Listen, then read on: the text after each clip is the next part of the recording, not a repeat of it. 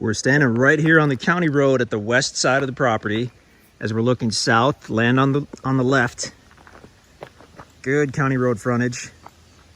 There's the driveway, leads right back into the house, which sits a few hundred feet back. And then looking northerly, of course, property on the right. Up ahead in the distance, you can see County Road 66. And we're on, I believe it's County Road 256, which borders the west side of the property, as we mentioned. As we look southerly on 256, it's about a quarter mile, maybe half mile. It's very close. You've got the Cedar Gap Conservation Area, which is over 2,000 acres of public land, similar to the National Forest, except it's managed by the state of Missouri. It's called the Muleshoe. I think I said Cedar Gap. I'm not sure why. It's called the Muleshoe Conservation Area. And it's literally just down the road, a few seconds. And you've got access, obviously, to that since you're so close. I mean, by vehicle, you're 30 seconds away. On foot, a minute or two.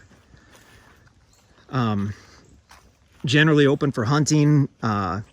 They've got campsites, which are pretty cool. They're free to use. Trails. There's actually a couple of fishing ponds, which is really neat. Haven't seen that before in a conservation area. We haven't discovered them yet, but we've been told there are two fishing ponds out there. And you can generally use the conservation land, like we mentioned, similar to the National Forest, in that you can go in and you can hunt, because it is public land. You can deer hunt, you can turkey hunt. So in addition to having your private acreage right here, where you can set up your own camp or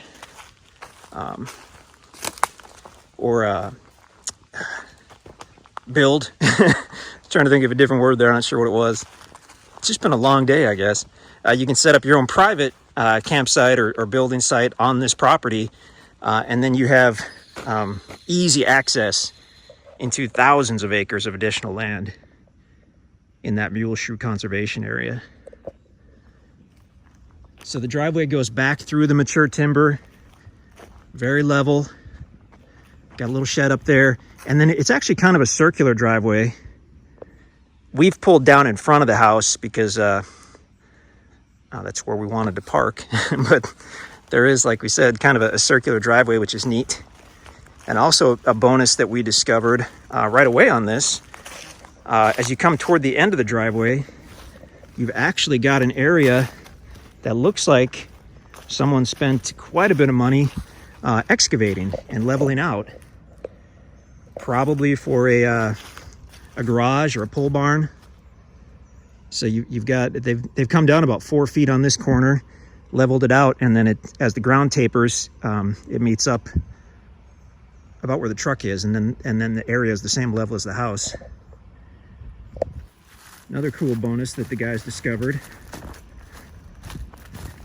The truck's actually running, I think. Forgot to shut it off. So we might hear that in the video. Grapevines right there. So if you've ever wanted to start your own winery, here's a pretty good start right here. You've got actual staked grapevines that someone's been growing and maintaining for probably quite some time. The leaves are just now coming out on these. But when the guys looked earlier, they could actually see the tiny, tiny, tiny grapes.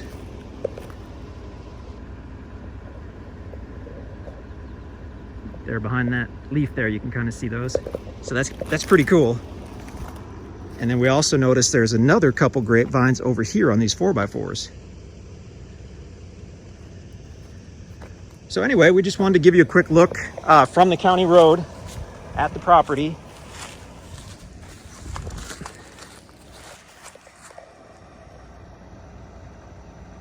The little house or cabin needs a ton of work.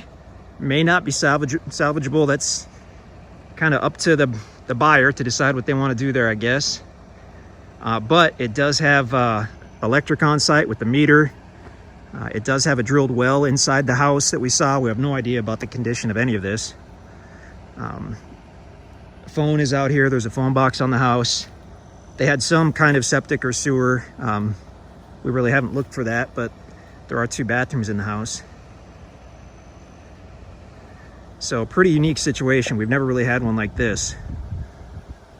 Gigantic sycamore tree that we just noticed about half an hour ago, right behind the house. Big, tall sycamore tree. Gorgeous, gorgeous. But this is a heavily wooded property. Check out the drone video as well to really get a look at this. Nice opportunity for someone who wants potentially a vacation spot or a hunting camp. I know we'll do a video going inside the house as well, so be sure to check that out. But don't buy it because of the house needs too much work to consider fixing it up to live there and save money. It might be all right for a hunting cabin for you and your buddies to come and hunt and spend the weekend. It might be all right for storage, maybe to temporarily stay while you build your dream home out here. But the house needs a ton of work. But they definitely picked the right building site when they built this house. There's a reason they built it here, and you can see it's gorgeous, it's private, and it's literally half a mile or less from that mule shoe conservation area. We've got cedar trees, we've got hardwood trees. I mean, you find just about everything out here. It's beautiful. And don't forget the winery in progress. Very cool property.